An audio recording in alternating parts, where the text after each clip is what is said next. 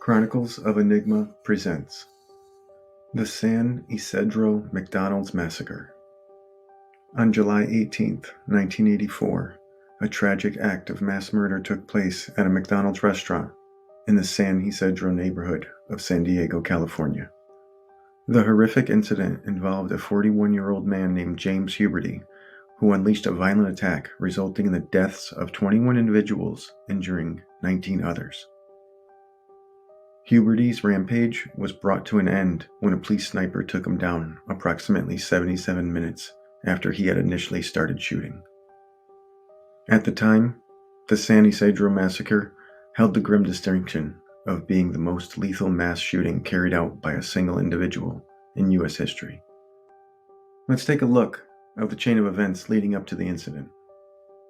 On July 15, 1984, James Huberty confided in his wife Edna that he was experiencing some mental issues and believed he needed help. 2 days later, on the morning of July 17th, he contacted a mental health clinic in San Diego, seeking an appointment. Huberty left his name and contact information with the receptionist, who assured him that the clinic would promptly respond to his call within a few hours. Per his wife's account, he remained seated next to the telephone in silence for several hours, eagerly anticipating the clinic's callback. Eventually, he departed abruptly from their residence, riding his motorcycle towards an undisclosed destination. Unbeknownst to Huberty, the receptionist inadvertently misspelled his name, Schuberty. Huberty's calm and polite demeanor during the call did not convey a sense of urgency to the operator. Moreover, he mentioned that he had never been hospitalized for mental issues before, resulting in the call being categorized as a non-crisis inquiry and to be addressed within 48 hours. Around an hour later, Huberty arrived back home with a sense of contentment. The family had a meal for dinner and afterwards decided to take their 2 children to the park, 2 daughters aged 12 and 10. The night concluded with Edna and James enjoying a movie together. The following day, Wednesday, July 18th, 1984, Huberty, accompanied by his wife and children, attended a traffic court hearing and then had lunch at the same McDonald's of the future massacre. Afterwards, the family visited the San Diego Zoo. While strolling through the zoo, Huberty confided in his wife, expressing his belief that his life had reached its end. Reflecting on the mental health clinic's neglect to respond to his call, he remarked, "Well, society had their chance." Following their zoo visit, the Huberty family returned home. A little while later, Huberty entered the bedroom dressed in a maroon t-shirt and green camouflage slacks, while his wife relaxed on their bed. He leaned towards Edna and tenderly uttered, "I want to bid you a farewell with a kiss." Edna embraced her husband with a kiss and inquired about his destination, mentioning her plans to prepare dinner for the family after napping. In a composed manner, Huberty responded, stating that he was going hunting for humans. With a firearm slung over his shoulder and a box of ammunition, along with a bundled-up object concealed under a checkered blanket, Huberty passed a fleeting gaze at his older daughter, Zelia. He said, "Goodbye. I won't be back." After leaving, Huberty pulled onto San Ysidro Boulevard. Eyewitnesses reported he initially headed in the direction of a Big Bear supermarket and a U.S. post office, before ultimately reaching the parking lot of the McDonald's restaurant, situated roughly 200 yards away from his home. Around 3:56 p.m. on July 18th, Huberty arrived at the parking lot of the McDonald's restaurant on San Ysidro Boulevard, driving his black Mercury Marquis sedan. He carried with him a 9mm Browning semi-automatic pistol, a 9mm Uzi, and a Winchester 12-gauge pump-action shotgun. After a few minutes of sitting in the car, Huberty entered the restaurant. He directed his attention towards a 16-year-old employee named John Arnold, positioning his shotgun about 15 feet away from him. Simultaneously, the assistant manager, Guillermo Flores, raised his voice warning, "Hey John, that man is going to shoot you." According to Arnold, when Huberty squeezed the trigger, nothing happened. Huberty proceeded to examine his firearm while the restaurant manager, 22-year-old Neva Kane, moved toward the service counter in Arnold's direction. Believing the whole situation was a tasteless prank, Arnold started to distance himself between the assailant. In response, Huberty discharged his shotgun towards the ceiling before redirecting his aim towards Kane with his Uzi, firing a single shot beneath her left eye. Kane succumbed to her injuries mere minutes later. After shooting Kane, he took his shotgun and turned his sights onto Arnold, shooting, causing injuries to the teenager's chest and arm. He then shouted, "Everybody freeze!" Huberty then proceeded to address the individuals present in the restaurant with derogatory terms, labeling them as dirty swine Vietnam a-holes. He went on to boast about having killed thousands and expressed having intentions to kill 1,000 more. A customer named Victor Rivera, age 25, made an effort to dissuade Huberty from harming anyone else. In response, Huberty mercilessly shot Rivera a staggering 14 times, all while repeatedly shouting, "Shut up!" as Rivera's screams of pain filled the air. Victor's wife Maria and his daughter, Maria, who was 4 at the time, survived. As panic consumed the restaurant, both staff and customers sought refuge by hiding under tables and service booths. Huberty's focus shifted towards a group of 6 women and children who had gathered together for safety. Tragically, his actions led to the untimely demise of 19-year-old Maria Colmenero, who fell victim to a single gunshot to the chest. Additionally, 9-year-old Claudia Perez suffered a horrifying onslaught of gunfire from Huberty's Uzi, sustaining injuries to her stomach, cheek, thigh, hip, leg, chest, back, armpit, and head, ultimately resulting in her death. Perez's 15-year-old sister, Imelda, endured a gunshot wound to her hand from the same weapon. Furthermore, 11-year-old Aurora Pena became a target. Initially wounded in the leg, Pena had found momentarily refuge thanks to the protective instincts of her pregnant aunt, 18-year-old Jackie Reyes. However, Reyes bore the brunt of Huberty's rage as he mercilessly fired his Uzi at her a staggering 48 times. Tragically, amidst the harrowing scene, 8-month-old Carlos Reyes, who had been beside his mother's lifeless body, began to cry out in fear. In a heart-wrenching act, Huberty shouted at the defenseless infant before callously ending the child's life with a single pistol shot to the center of the back. Huberty then turned his deadly intentions towards 62-year-old trucker named Gus vs. Lewis, taking his life with a fatal gunshot. Gus had filed for early retirement the week before, and his last date was in 2 days. Huberty's attention then shifted to a group of 4 near the play place area. Blythe Reagan Herrera, 31 years old, positioned herself as a shield to protect her 11-year-old son, Mateo, beneath a booth, while her husband, Ronald, shielded Mateo's 12-year-old friend, Keith Thomas, under a neighboring booth. Ronald Herrera positioned his own body as a shield to protect Keith. Despite sustaining gunshot wounds to his shoulder, arm, wrist, and left elbow, Thomas managed to avoid severe injuries. On the other hand, Ronald Herrera endured 6 gunshot wounds to his stomach, chest, arm, hip, shoulder, and head, yet miraculously survived. Tragically, both Blythe and her son Mateo fell victim to Huberty's barrage of gunshots to the head, resulting in their untimely deaths. In close proximity, 3 women sought refuge beneath a booth in an attempt to escape the unfolding horror.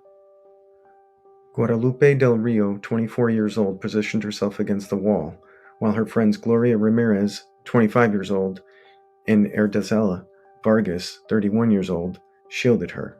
Del Rio endured multiple gunshots but fortunately sustained non-life-threatening injuries. Ramirez managed to escape unscathed. Tragically, Vargas was struck by a single gunshot to the back of her head. Despite being rushed to the hospital, she died from her injury the following day.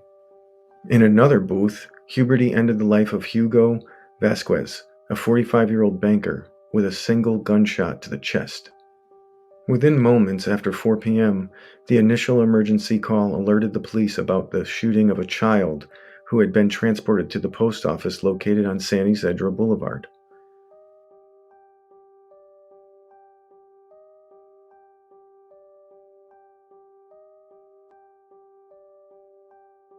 Unfortunately, the dispatcher's error led the responding officers to a different McDonald's, 2 miles away from the actual restaurant.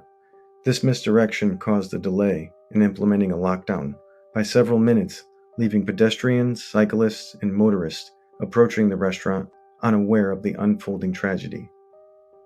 Lydia Flores, a young woman, pulled up to the drive-thru window. As she approached, she became aware of the shattered windows and the disturbing sound of gunshots. In her own words, she recounted, "I looked up, and there he was, just shooting." Reacting quickly, Flores reversed her car until she collided with a fence. She found refuge near some bushes and stayed there until the gunfire ceased. Around 4:05 p.m., Astolfo and Maricela Feliz, a couple from Mexico, pulled into the parking lot. They observed the shattered windows and initially presumed that renovation work was taking place. When they got out of their car, they assumed that Huberty, who was walking towards them, was a construction worker. To their shock, Huberty began firing his shotgun and Uzi at the couple and their 4-month-old daughter, Carlita. The barrage of bullets struck Maricela multiple times, causing injuries to her face, arms, and chest. Tragically, she lost vision in one eye and sustained permanent damage to one of her hands. The infant suffered critical injuries to the neck, chest, and abdomen, while Astolfo sustained wounds to the chest and head. While both parents were injured, Astolfo handed the crying baby to a woman who was witnessing the event unfold, named Lucia Velasco. Velasco quickly carried the injured baby to a nearby hospital, while her husband provided support to Astolfo and Maricela, helping them seek refuge in a nearby building. Miraculously, all 3 members of the Felix family survived. Joshua Coleman, Omar Hernandez, and David Delgado decided to get some soda from McDonald's and walked right into chaos. Joshua was gravely injured, struck by gunshots in his back, arm, and leg, causing him to collapse on the ground. Joshua looked over at Hernandez, who was lying on the ground also, suffering from multiple gunshots to his back. He showed signs of distress and began to vomit. Delgado had sustained several gunshot wounds to his head, rendering his condition critical. Joshua managed to survive the ordeal by playing dead for over an hour. Tragically, Hernandez and Delgado succumbed to their injuries at the scene. Huberty's attention then shifted to an elderly couple that was entering the McDonald's unaware of the scene unfolding. 69-year-old Ada Victoria and her husband, 74-year-old Miguel. They were about to walk in when Huberty shot Ada in the face. Miguel sustained some injuries. A witness later recalled seeing Miguel cradling his wife in his arms, gently wiping blood from her face. In his grief and rage, Miguel shouted curses at Huberty. Huberty approached the doorway, exchanged profanities with Miguel, and ended his life with a single shot to the head. Around 10 minutes after the initial emergency call, law enforcement arrived at the correct McDonald's restaurant. Leading the response was Officer Miguel Rosario, who quickly identified the precise location and nature of the ongoing disturbance.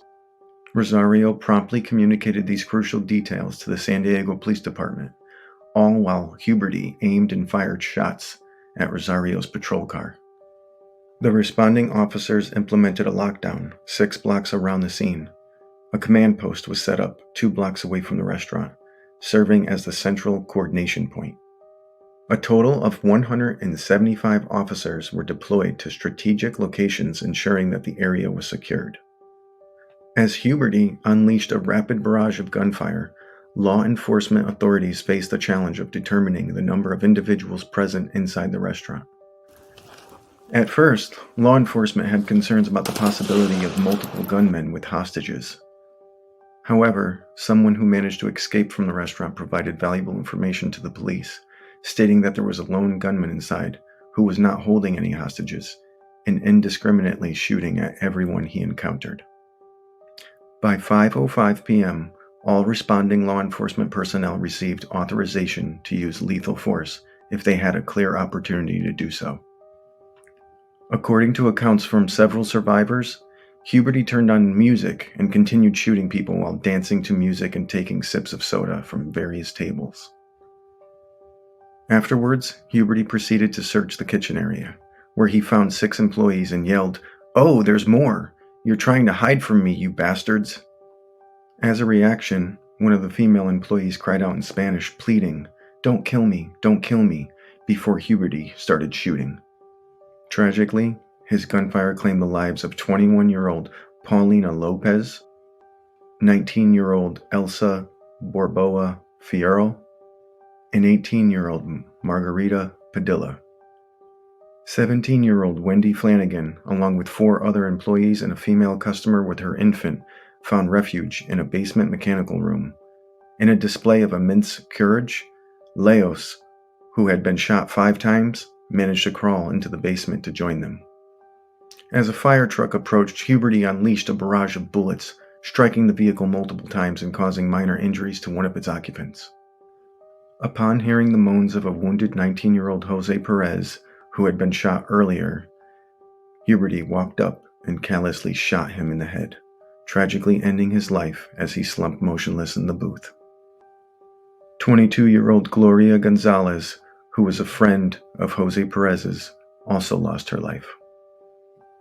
18-year-old Michelle Sperry Carncross was also slain. At precisely 5:17 p.m., Huberty walked from the service counter towards the entrance near the drive-in window of the restaurant. Little did he know that a skilled 27-year-old police SWAT sniper named Charles Foster had taken up a strategic position on the rooftop of a nearby post office directly facing the restaurant. From his vantage point, with his scope, Foster had a clear and unobstructed view of Huberty's body from the neck down. With precise aim, Foster squeezed the trigger, firing a solitary round from a distance of about 35 yards. The impact of the shot forcefully propelled Huberty backward, causing him to collapse on the floor directly in front of the service counter. The severity of his injuries were immediate and proved fatal, dying almost immediately.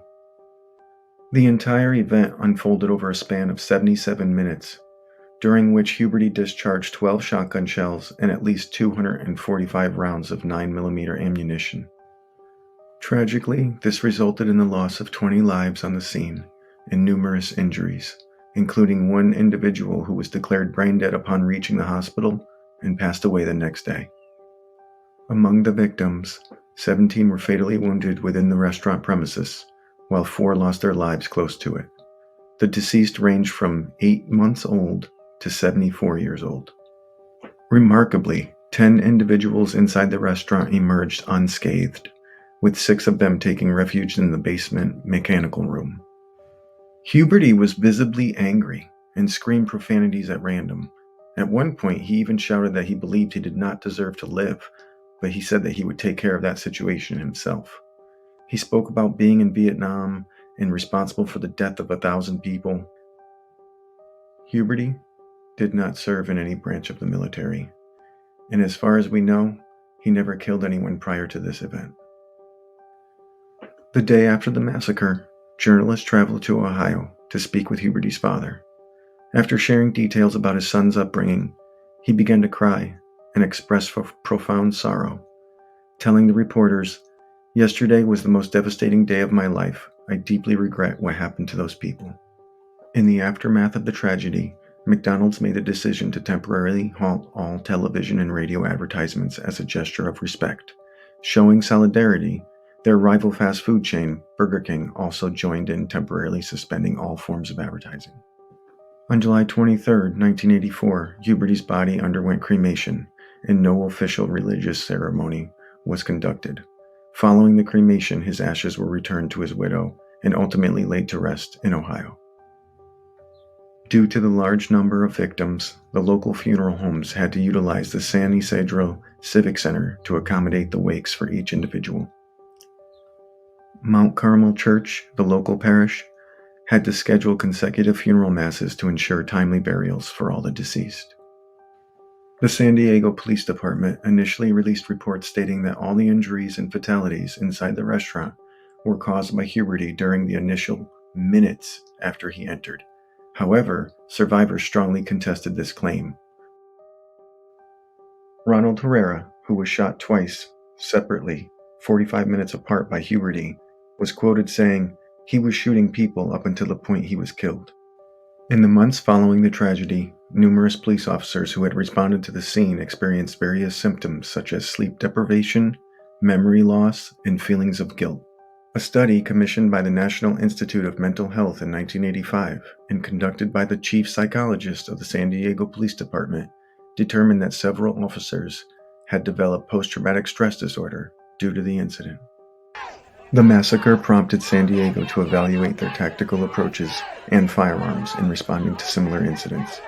The police department enhanced training for specialized units and better firearms to equip law enforcement in handling situations of such scale. A police officer reflecting on the incident admitted to feeling inadequate due to being armed with a .38 caliber revolver on that fateful day. San Diego Police Chief William Callender addressed the media on August 2nd to share the findings of the San Diego Police Department's investigation into their handling of the massacre. It was revealed that approximately 73 minutes had passed from the arrival of the first police officer at the restaurant to the time Huberty was killed. The internal inquiry concluded that while there was a delay in the arrival of SWAT team members due to rush hour traffic, the police response was deemed appropriate in accordance with established protocols. Callender dismissed any notion that the police should have conducted a direct assault on the restaurant, deeming such suggestions ludicrous. He explained that officers faced challenges in obtaining a clear line of sight on the gunman due to the extensive bullet damage on the windows and the visibly bright sunlight. Callender also emphasized that the 8-minute delay between the authorization to use deadly lethal force against Huberty and his death had no impact on the final number of casualties. When asked by a reporter if the motive behind Huberty's killing spree was racist, he replied, "He didn't like anybody." Within 48 hours of the tragedy, the restaurant underwent extensive refurbishment and renovation. There were plans to reopen the establishment with hope that, as one employee expressed it, it would just become another McDonald's. However, after discussions between community leaders and McDonald's executives, a decision was made on July 24th not to reopen the restaurant. The renovated building was subsequently demolished discreetly at midnight on September 26th. After the restaurant's closure and demolition, McDonald's graciously donated the land to the city on the condition that it would never be used to construct another restaurant. In February 1988, the land was sold to Southwestern College. A 300-foot area in front of the college's planned campus extension was designated as a permanent memorial honoring the victims. McDonald's subsequently erected a new restaurant on West San Andreas Boulevard, located just 2 blocks away from the site of the massacre.